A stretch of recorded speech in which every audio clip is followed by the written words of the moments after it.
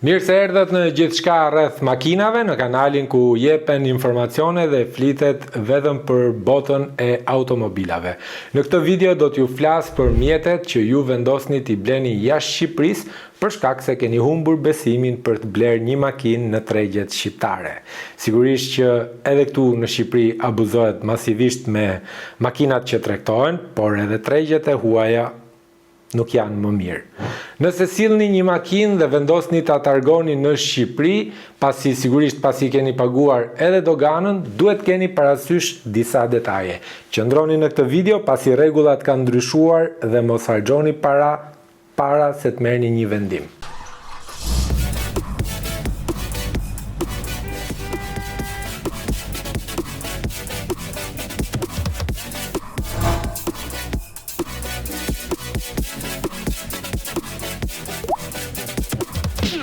Nëse ti vendos të marrësh një makinë të vitit 2008, që praktikisht është më e vjetër se norma e lejuar prej 15 vjetësh, por ajo makinë përket kategorisë mjedisore Euro 4, po ti mund ta zhdoganosh dhe më pas ta targosh. Por çfarë duhet kesh parasysh që të mos hasësh me pengesa? Duhet të regjistrohesh fillimisht në sistemin e doganës ose përmes agentit doganor dhe të paraqesësh dokumentat e zhdoganimit. Për makinat që sjellin njerëzit privatisht, ekziston mundësia e regjimit të hyrjes së përkohshme, pra deri në 6 muaj, nëse ti nuk do ta deklarosh menjëherë. Ke mundësinë të kursesh paratë e doganës dhe ta paguash doganën pas 6 muajsh.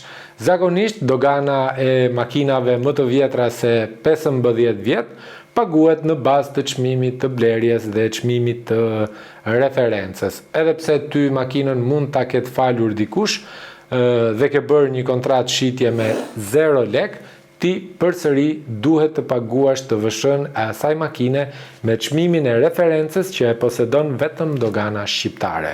Cilat janë dokumentat që duhet të kesh për ta targuar dhe për ta regjistruar mjetin në Shqipëri, një mjet që vjen nga jashtë Shqipërisë, pra Gjermani, Belgjik, Zvicër, Itali e kudo nga Evropa. Fillimisht duhet kontrata e blerjes nga vendi i origjinës, në Gjermani për shembull, siç e përmendëm rastin, që quhet Kaufentrag, certifikata e pronësisë, dokumenti i regjistrimit gjerman të makinës, që është shumë e rëndësishme, dokumenti i identitetit, pra karta e identitetit apo pasaporta, certifikata e zhdoganimit të VSH-ja e makinës, pra, dhe certifikata e kontrollit teknik, që ta bëjmë pak më thjesht situatën. Vllai im në Gjermani ka një Golf 5 me motor 1.9 TDI, po themi, të vitit 2008 dhe ka vendosur që këtë makinë të madhuroj mua në Shqipëri. Por, si mund ta bëj unë me targa shqiptare?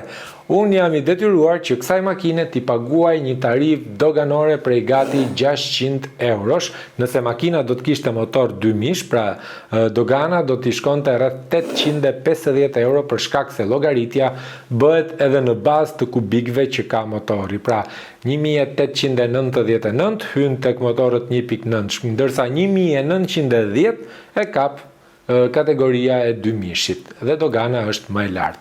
Ndaj edhe Golfat 1.9 ishin më të mirë për tregtarët sepse fitimi ishte pak më i madh tek 1.9-shi sesa tek 2000-shi. Nejse, por nëse po mendon që të blesh një makinë jashtë Shqipërisë, duhet mendohesh mirë sepse ka edhe kosto të tjera dhe mbase do të leverdis më shumë që ta sjellësh me karotrec dhe jo të shkosh ta marrësh vetë. Sepse nëse e sjell vetë në rrugë toksore, duhet llogarisësh edhe kostot e karburantit që pak a shumë shkojnë rreth 200 deri në 300 euro në varësi edhe të makinës që ti ke vendosur të blesh. Targa dhe siguracioni provizor që shkojnë rreth 250 deri në 300 euro, duhet paguash vinjeta dhe autostrada që shkojnë rreth 200 euro dhe kostot e transportit për të shkuar me avion apo me autobus deri në Gjermani dhe po themi që kemi kapur një ofertë të mirë dhe kemi paguar 100 euro. Duhet keni parasysh që nuk duhet fleni te vllai, sepse vllai ndoshta është ngushtë dhe nuk ka një hapësirë ku t'ju strehoj, por duhet paguani edhe hotelin i cili mund t'ju shkojë, po themi 300 euro për 2-3 net qëndrimi. Keni edhe një tarif prej 20 eurosh për tranzitin e makinës që do t'ua kërkojnë në Kroaci, sepse Kroacia është edhe pika kufitare e fundit mes Evropës dhe Ballkanit.